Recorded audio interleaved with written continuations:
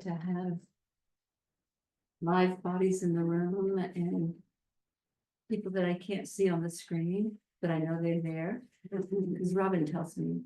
That's the attention and the interest in the Sangha that is the community on Maui and in other places, because they show up on Zoom, that are in response to the teaching of how we participate in the creation and the teaching of seeing that perspective and acknowledging our participation in it leads us into the possibility of what we call in spiritual circles waking up. But we're already awake. It's just that there's some obfuscation going on because we have concluded that we are not good enough or not pretty enough or not rich enough or whatever we've believed has obscured our experience of the truth of who we are. Right now in that Sangha, there's a lot of interest in a book that's a book about quantum physics. It's called The Quantum Revelation. It's by a man named Paul Levy, who actually is a Portland guy. He has written many books, but he has also been the focus for the Buddhist community in Portland for many years.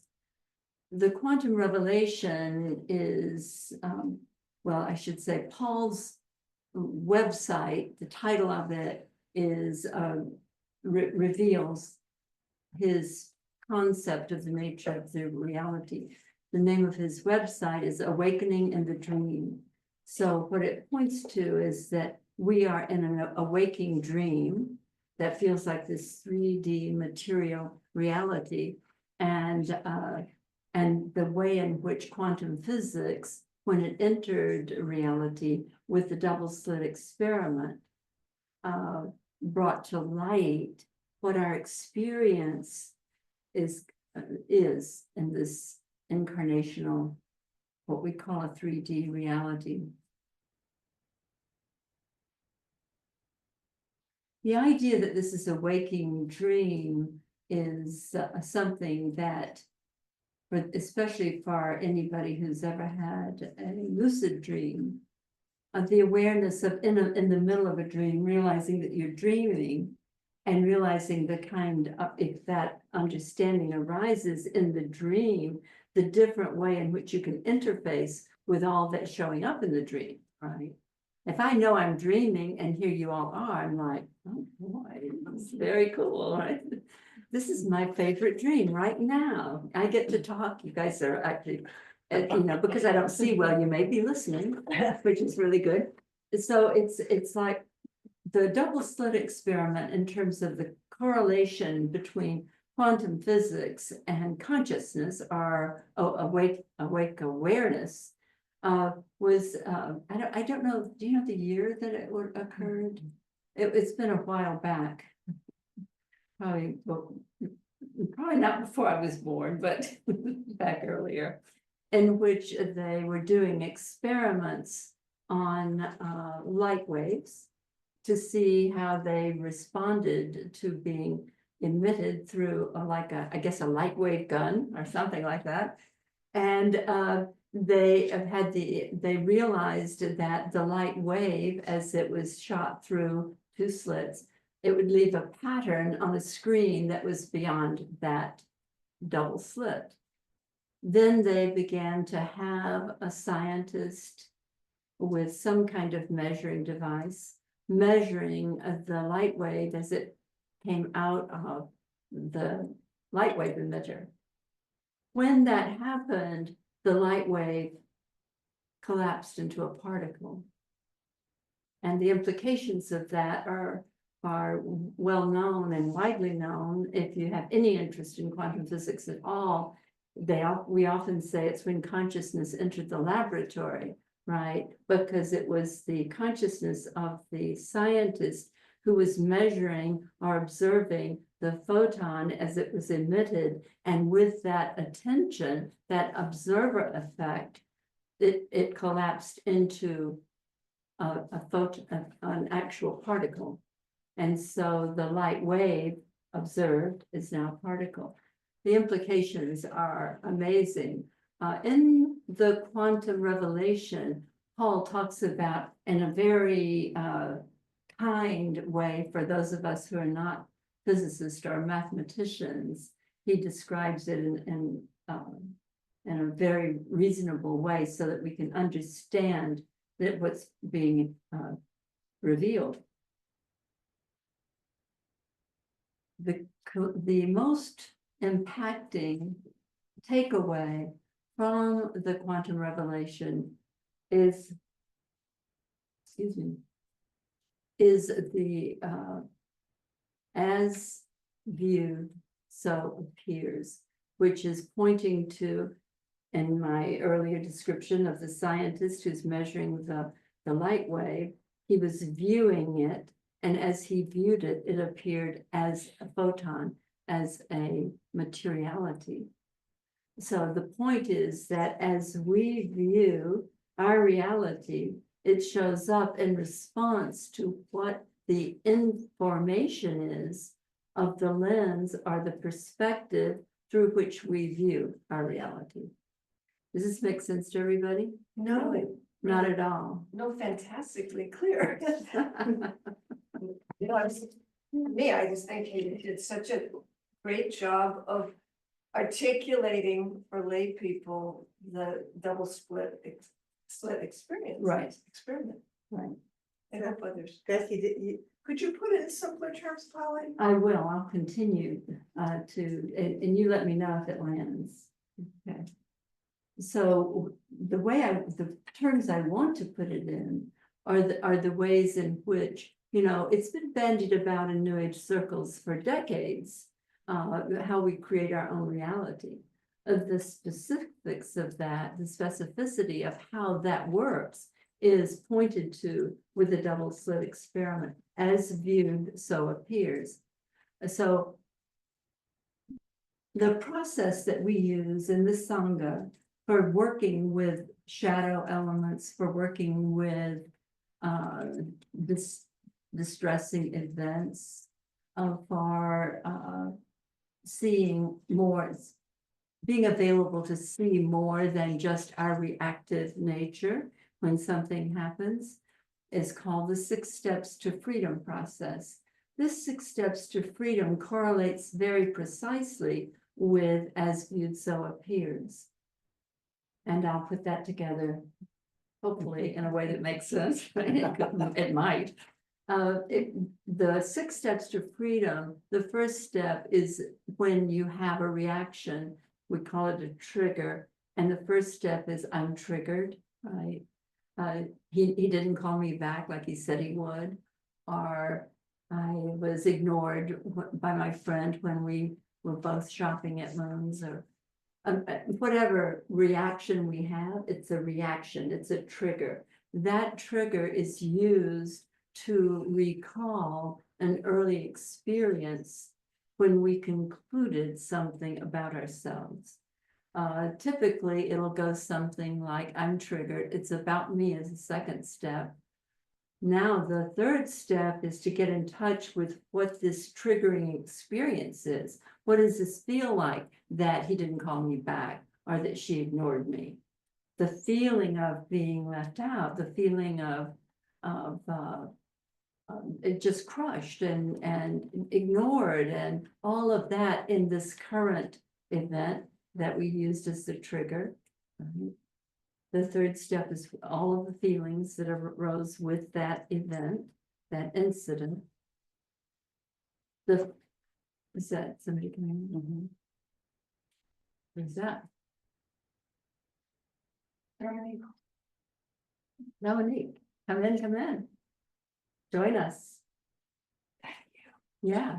So the fourth step is to recall, using those feelings that this trigger evoked, to use those feelings to recall an earlier time in your life, likely in a toddlerhood, or sometimes it's in infancy, often it's in before 7, where you've had an experience that felt exactly the same way.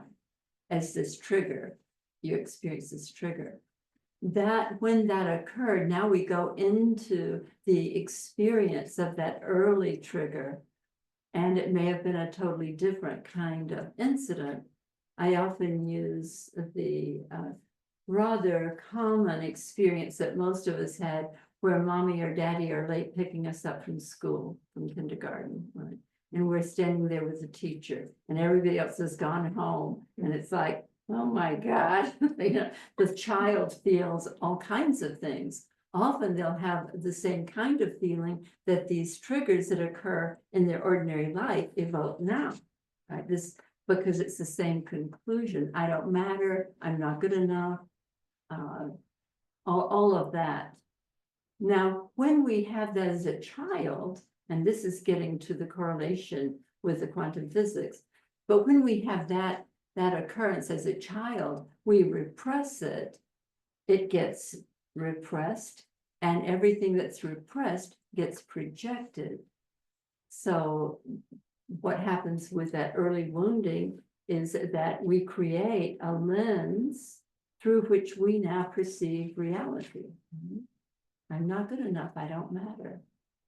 Is that making sense? The correlation between that early experience, that conclusion about myself when that happened, and how it created a way that I see reality. It's no longer a conscious way, but it's in place. It's exactly like a lens, a distortion lens through which I see reality. And now when I see my friend in Hawaiian Moons and she doesn't speak to me, I immediately, as viewed, so appears, she appears, doesn't speak to me, I don't matter. So the way in which we are participating in the experience of our reality is dependent on the way we are seeing reality, which is the lens. And this piece, the way that we use this, it has to do with the early conclusion that created the lens, yeah. So what we do in here using the 6 steps and the work that I do with people that I work with apart from the Sanghas is to bring the light into that early conclusion and to dispel it by seeing a different perspective, through forgiving ourselves for the unavoidable conclusion that we made when we were 4 years old or whatever. And so we start to, as William Blake, or maybe it was Aldous Huxley said, cleanse the lens of perception. We begin to clear out the pattern that is, I used to think of it as being glasses, but now I think it's more like contacts, right? It's like the way we see everything is informed by those early wounds. And there's not just one. Well, we all know that.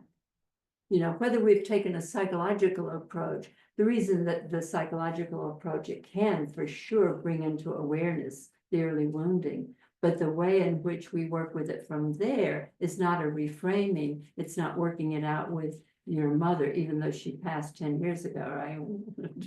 I got to revisit my early parenting thing. It's not a psychological approach. It is a quantum physics approach in this sense. If I can see it, I can dispel it.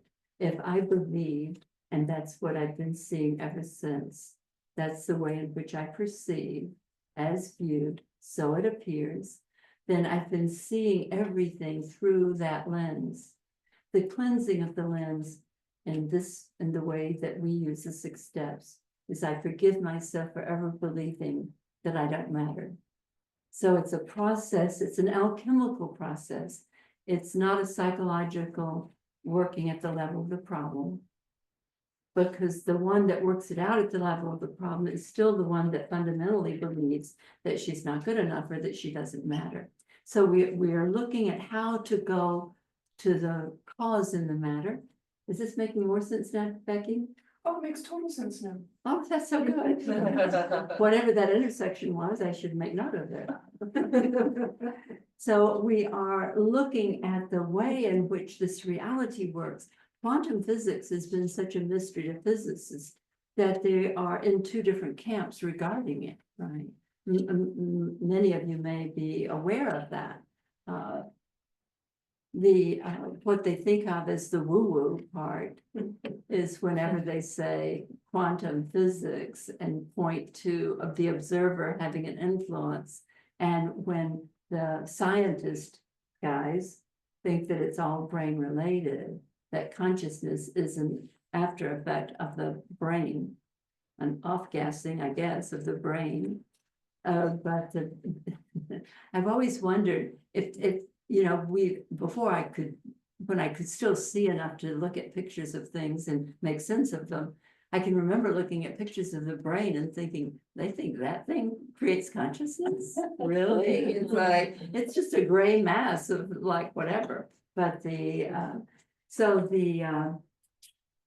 correlation between the information that's being revealed with this quantum physics understanding is bringing us to the conclusion, maybe not, but the possibility that this that we call our reality is more like a dream.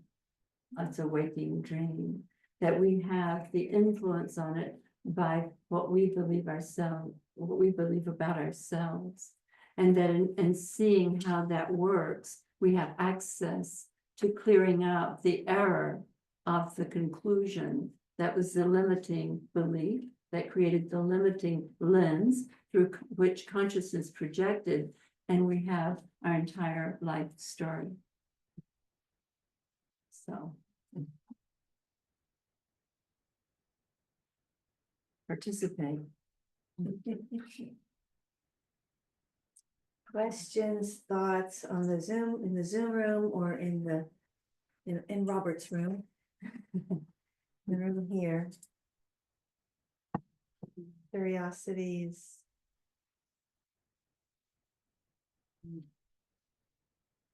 Yeah, I'm So, sorry, Dominique. so I've been working on this one for half a century. And I've been praying for the trigger memory. And a couple of days ago, I got my trigger memory. And when I was 5 years old, my father made some money, and I have parents, and then I have two older brothers. And my mother's, my aunt and uncle and grandmother lived down the street from us at the time. So I got left with them, with my grandmother, to take care of me. Well, they went off to Mexico. With the two brothers. With my brothers, so my brothers and my parents, the four of them went off, and I had never been away from them, ever. And this is great, there it is. Yeah. I needed to say this in a group so I could, whatever. And my grandmother was wonderful, and my aunt and uncle, they adored me. You know, I got everything I wanted to eat. I got to sleep in bed with my grandmother and these wonderful sheets, and everything was pink, and I was fine. And she would brush my hair, and I got left.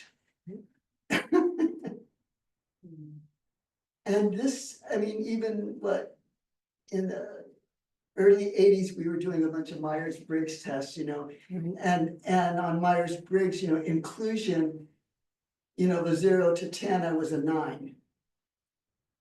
You know, and so I just, it's been coming and it's coming and it's coming, and it comes, shows different flavors. So here I am with it.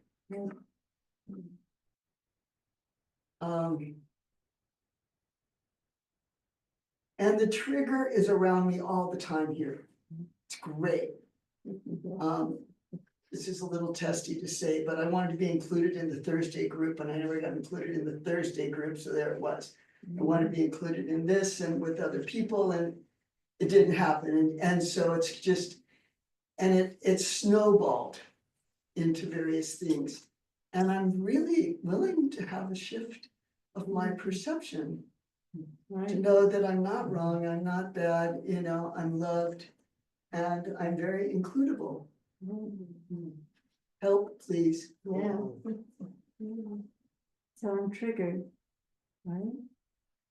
I'm triggered just being in this room right now. I got a feeling, I got it. You know, Yeah. just for me to extend myself to come in to this situation is radical.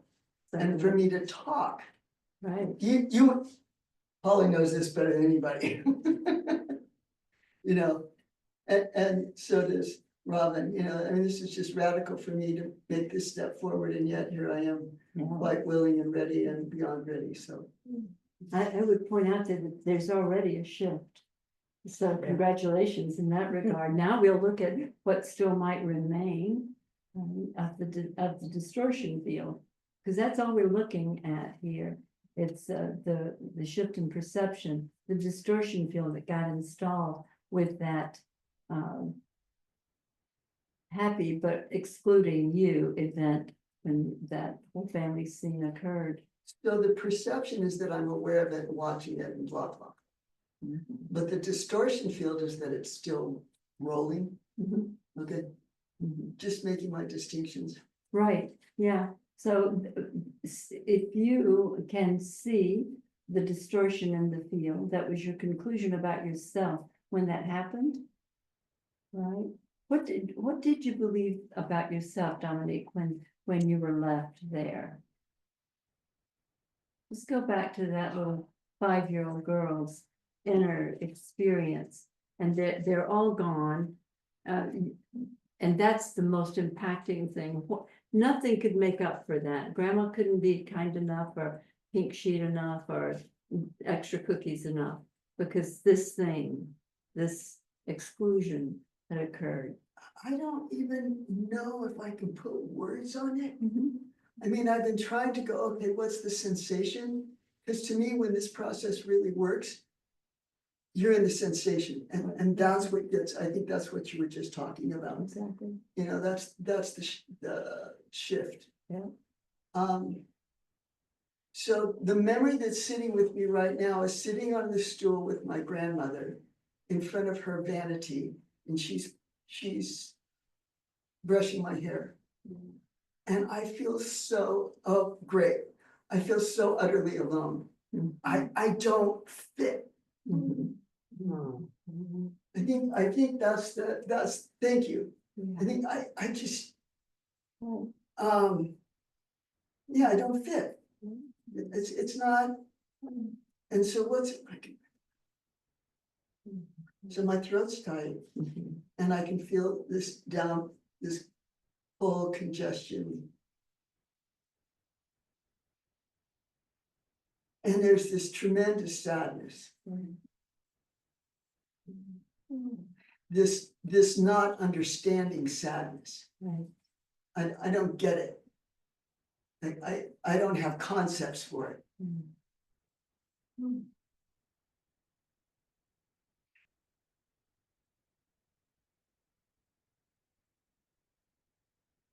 Well, that's what got. And I us feel going. helpless how to get out of it. Right, well, the I, child. I think I feel helpless to Yeah. how can I change this? Right, I don't feel empowered. There it is. no, the child is not empowered to change I it. don't feel empowered to Right. change it. It's way out of my league. Yep.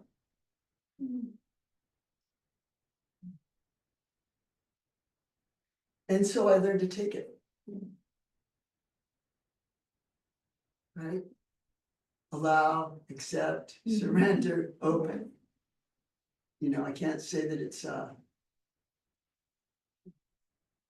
there's a maturity with that, but there certainly is an early learning with it.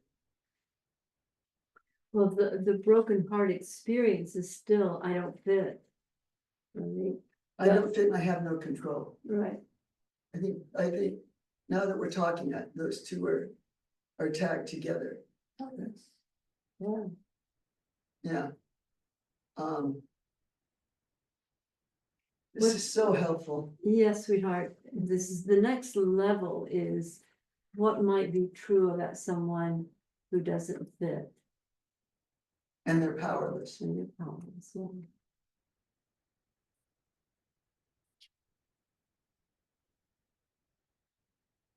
It's not exactly not wanted, No, it's not.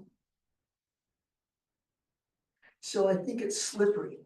I agree, It's very slippery, right? which is why I haven't been able to get mileage with it before. Right. Yep.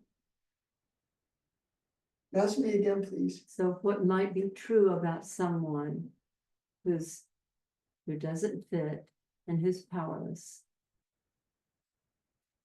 They must be.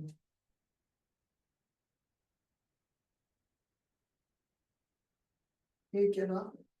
Give me some options, please, Is that the way that's? because I just keep going to I get powerless. it. Yeah, I got it. I don't know who this is. Yeah. Are you going to my chart? Yeah.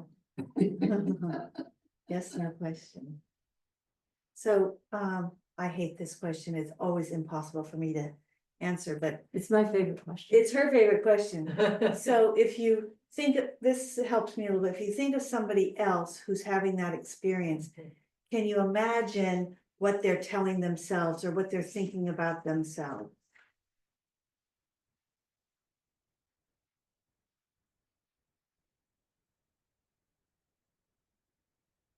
It's not, I'm not wanted. I must There's be, almost a I don't fit. so, but that's externally That they don't, that oriented. they don't, It's you, it's about you. Right. but what I would somebody must else be be- feeling? I must be disgusting, I must, oh, those, that's not yours, but I must be unworthy, I must be, It's about fitting, I don't fit, so what does that mean if someone doesn't which means fit? I'm alone. It means, it's not that I'm not wanted. It means I'm like outside. I'm outside of things. What is it that puts someone outside of things? Well, obviously your own perception, But but, and it might obviously, be that, like you identified as being, like having a limp or having, elephant man syndrome, or something gave you the idea about yourself that you don't fit. There's a self-perception in there. yeah. I'm different. I'm different. I'm different. Oh, boy, there it is. That's it. Because I've been different, there it is, you can hear my voice. Yeah, I've been different all my life, that's right. and that's part of not fitting in, right? It's too smart, to this, too Mhm. capable, to Too whatever. much, too everything, too. Too. Yeah, Just wait, let's go back with this again. yeah, This is how much I want to see it, right? yes. I'm different. I mean, that's what's in my chart, right? I'm different. That's the way you, through this lens, which got installed, that's the way you would see your chart. That's the way you'll see everything. Right, That's a distortion field. yep. And there's another word that goes with it.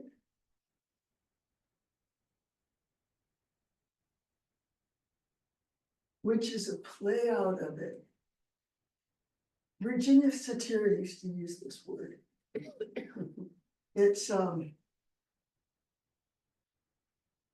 I'm not thinking of the word itself, but it's playing oneself down to fit in. Yeah. Does anybody know what that, I think it starts with a P, but I can't remember. It's not But it's, do you know what I mean? It's, you play yourself down so you fit in, so you don't stand out. That's coupled with it. Mhm.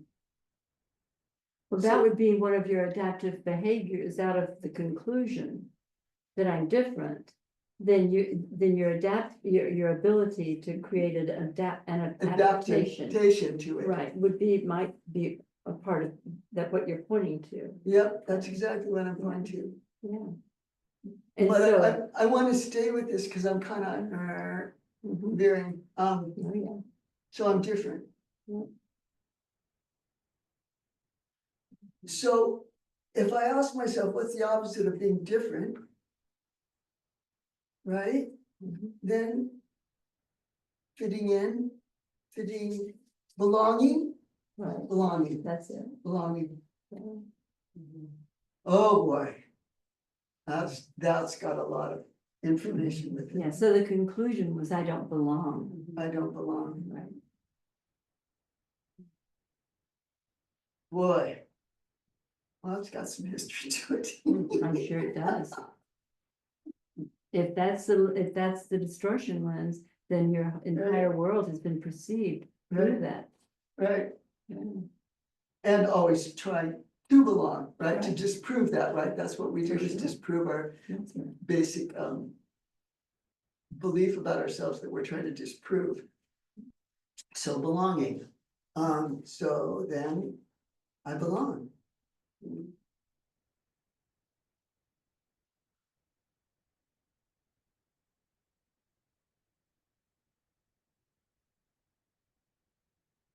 So that's a different kind of sadness. Mhm.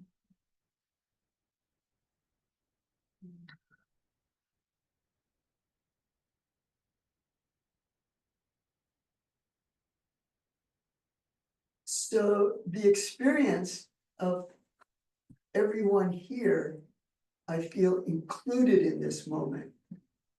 And it gives me some ballast, and I feel heard. Mhm.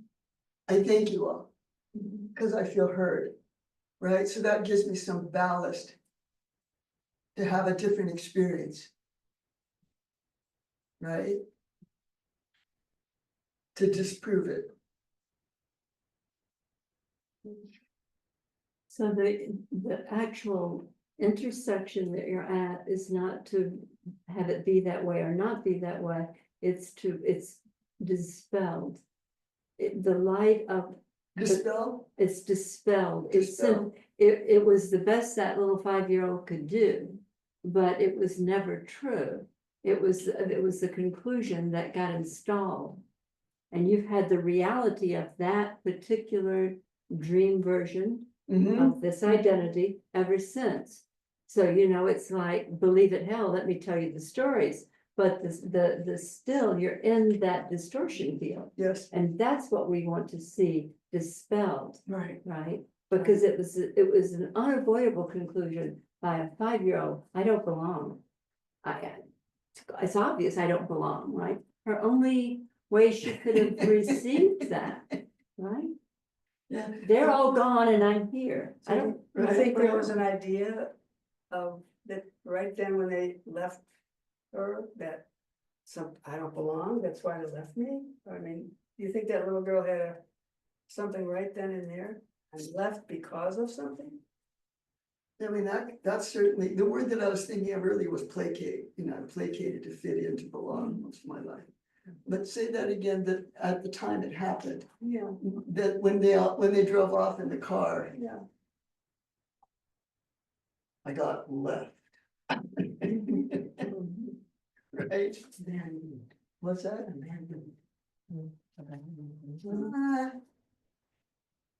Maybe, but my auntie and my grandma and everybody was so happy to have this, my cousins, they're all so happy to have me there that it wasn't. It's like not being left on the curb or something, it wasn't tidy that way. Right. And left out. Yeah, Yeah, but they were. but it was gone. left out. I was being left out, exactly. There's another word, even though the powerful word was, I don't belong, but the word misfit, like. I'm left, I don't fit in here, these are nice people, Yes, that's, but I'm 5 and I'm somehow, I don't feel good and it's be about me. Because I try it on, I'm a misfit. no, I think I don't fit in, yeah. I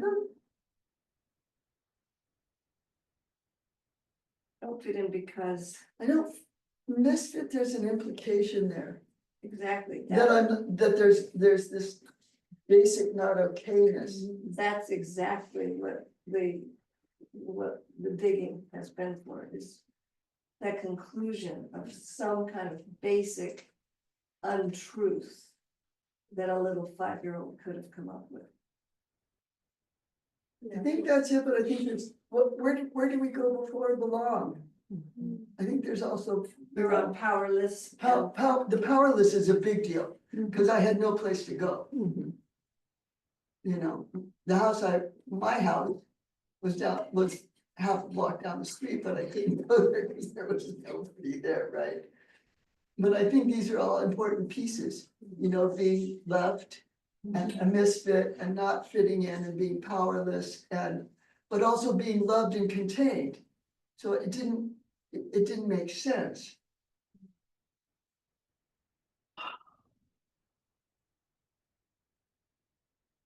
I think the space, the place that you are in the distortion lens is that I don't belong, and and I'm powerless to do anything about it.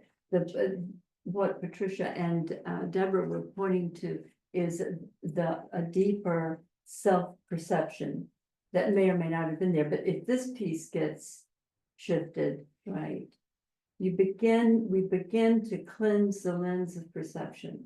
And in that clearing, that piece of it, then you will begin to have literally a new dream.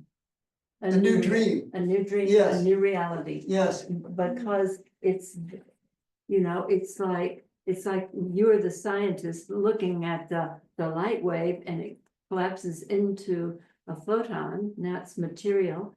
You were going along being happy, now they're gone, I wasn't included, I don't belong, and I'm powerless, right? So we know that that was an aspect of this distortion field. That's what is cleared now. If you forgive yourself for ever having concluded that, yes, and the forgiveness comes because we're innocent. There was no option, you know, it was like fait accompli. It was like this happened, that was the experience, and that's the conclusion. But seeing the light of awareness on anything, the light of awake awareness on this aspect of that distortion field can eliminate it. It can dispel it. I forgive myself for ever having believed that I don't belong and that I'm powerless. I forgive myself for ever having believed that I don't belong and that I am powerless. I know who I am. I know who I am. I am the awake awareness in which realities arise. The awake awareness within which all reality Yes. arises. And so it is. And so it is. And I appreciate deeply all that I have done to.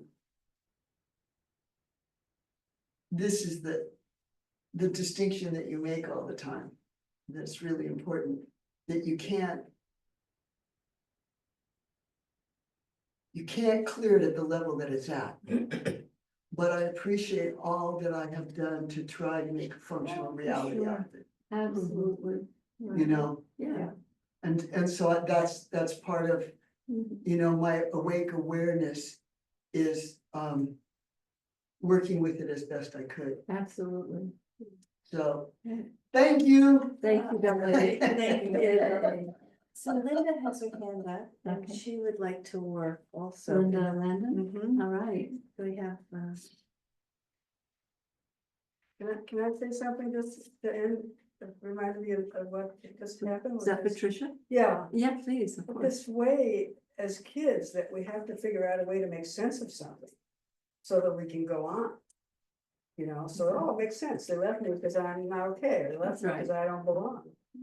And to realize that that was kind of a smart thing, Absolutely. Yes, and Yep. that smart thing of it. Can go into the forgiveness part and say, wow, that was a smart thing I did, it helped me survive for the next however many years. Even though it's not true. yeah, The divine universe Yeah. is amazing.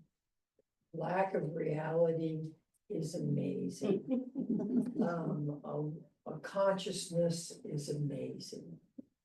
And the forgiveness of ourselves is all in reality and all consciousness Mhm. and all the universe. It changes everything. It changes everything, Mhm. everything. Because I had older brothers too, and I was a female. And I was not, and I spinned and I danced and I came out and I was 3 years old. And I just demolished, and I was not female at all. Mhm. And so I have divinely reconsidered myself and reconnected myself with all of the dreaming and all the universe Okay. and all the consciousness. Right. That shining light that you are. Yes, I'm so glad you do. yes.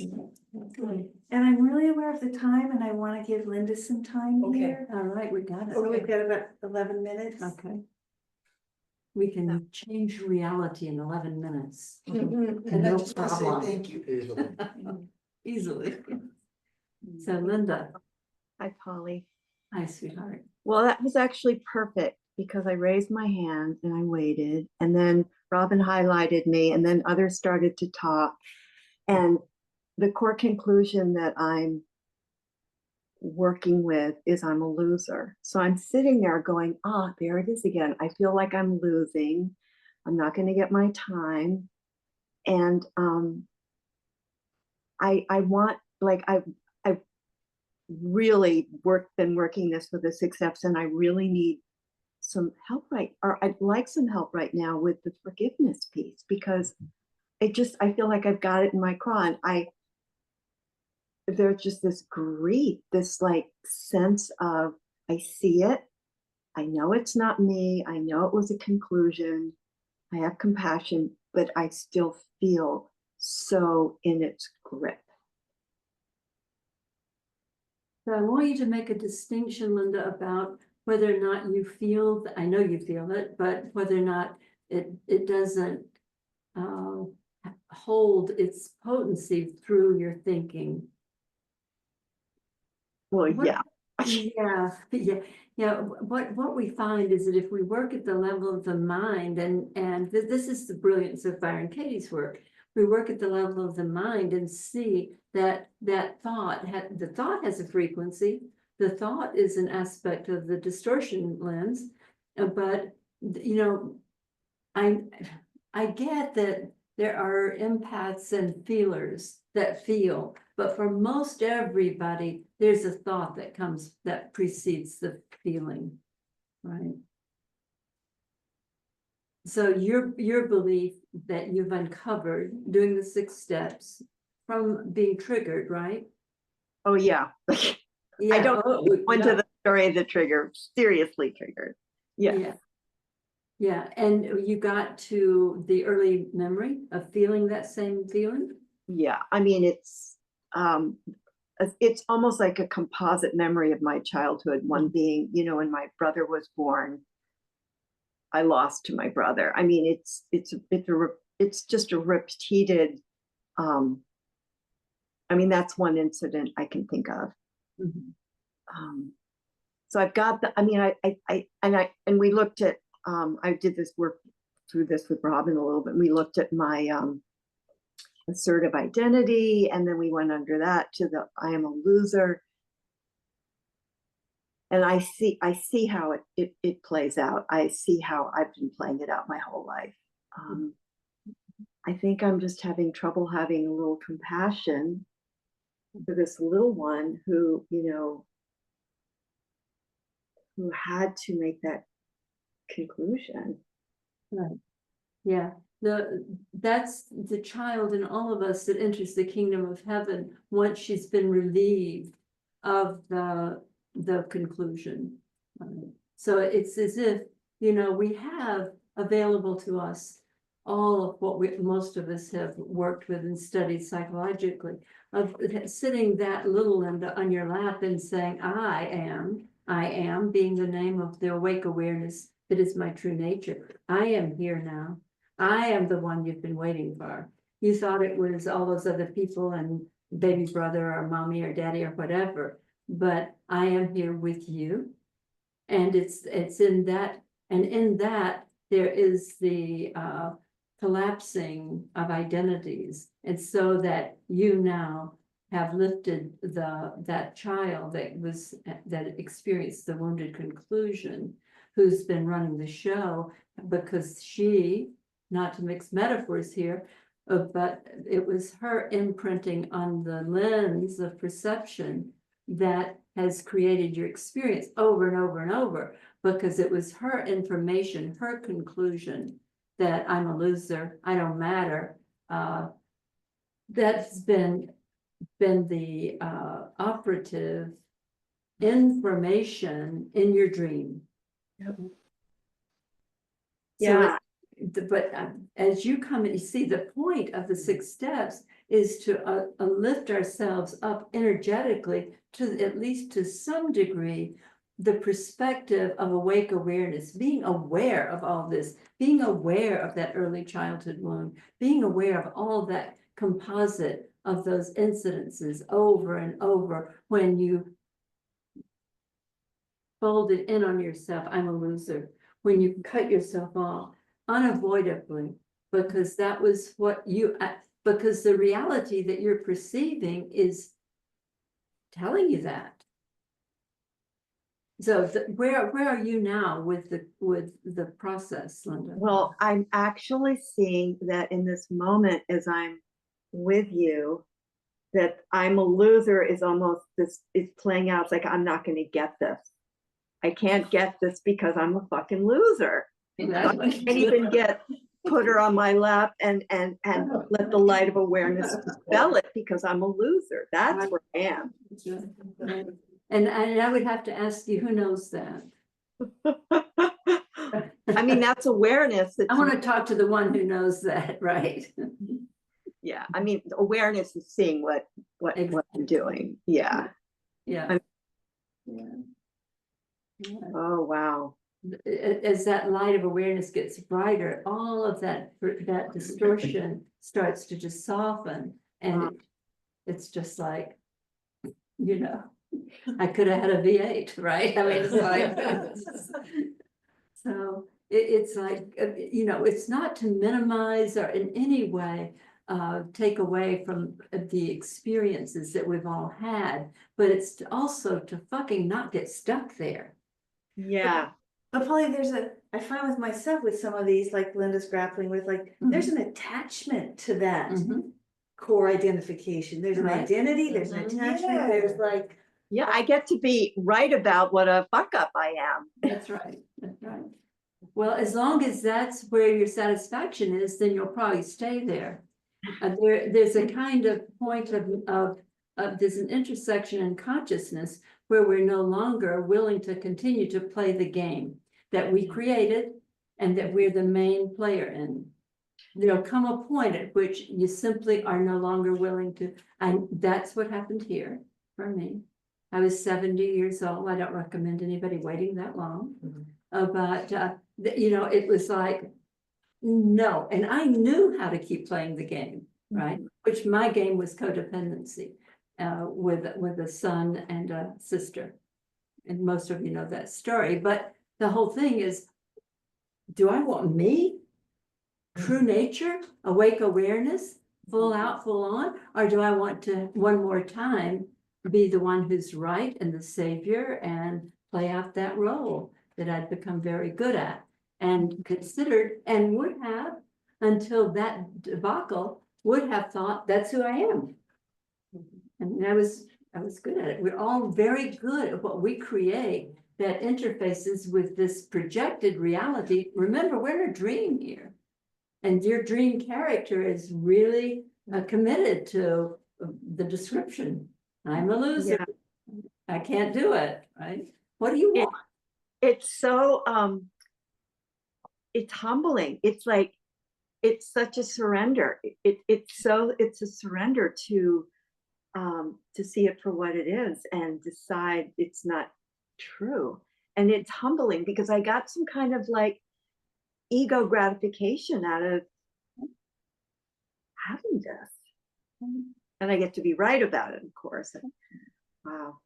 I think humility is part of this. Yeah, the light shining on it, then it is a point of choicefulness. It is a point of telling yourself the truth. Yeah. You actually have not had the experience of being free from what you created yourself to be. So I understand that that's like a high holy jumping off place in a certain way. Because it's what you were pointing to, yeah.